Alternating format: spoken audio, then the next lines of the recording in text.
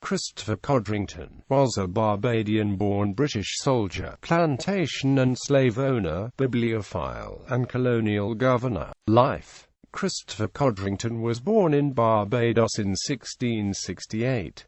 His father, Colonel Christopher Codrington, was Captain General of the Leeward Islands. As a young man, Codrington was sent to England to be educated, and went to school in Enfield under the tutelage of Dr. Weedale. From 1685 he attended Christ Church, Oxford, as a gentleman commoner. He was elected to All Souls as a probation fellow in 1690.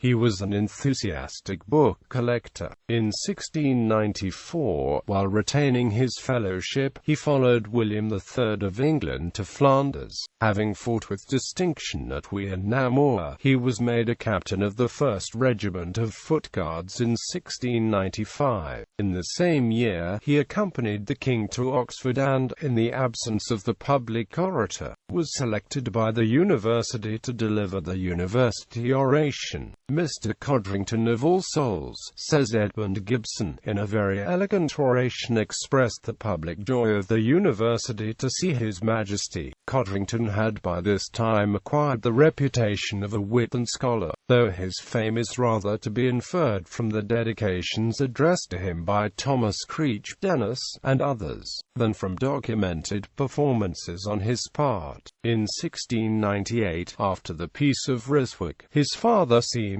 to have died, and King William gave him the succession to his father's office of Captain General and Commander-in-Chief of the Leeward Islands. As a governor, his rule does not seem to have been wholly popular, since in 1702 an appeal was made against his behavior by the inhabitants of Antigua. This document, which is still to be seen in the Codrington Library at All Souls with his comments attached, was ultimately laid before the House of Commons, by whom it was summarily dismissed. When, in the beginning of Anne's reign, war broke out again with France and Spain, Codrington's first military operations as Captain General were successful, but in 1703 the expedition against Guadeloupe took place, which was a failure. After this he resigned his governorship, and retired to his estates in Barbados, passing the remainder of his life in seclusion and study, chiefly of church history and metaphysics.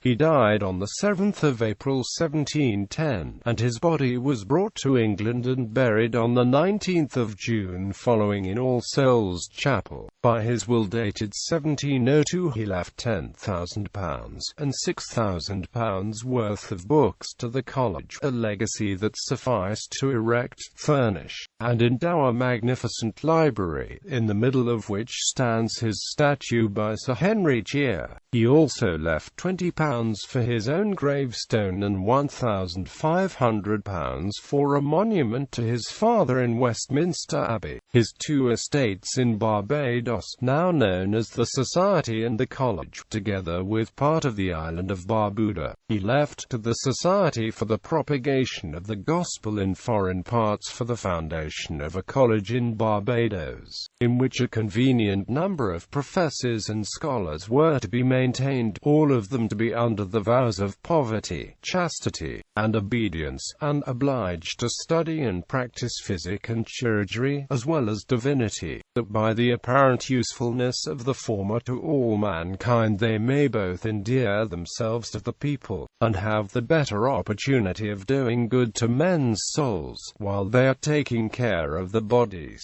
The monastic intention of the testator has been lost sight of. The Codrington College, built 1714–42, still flourishes. The present principal is the Rev. Alfred Caldecott, brother of the artist Randolph Caldecott. The Codrington School, the International School of Barbados, an world school named after Christopher Codrington, is located in the Society area in the site of the former Codrington School, opened in 1917.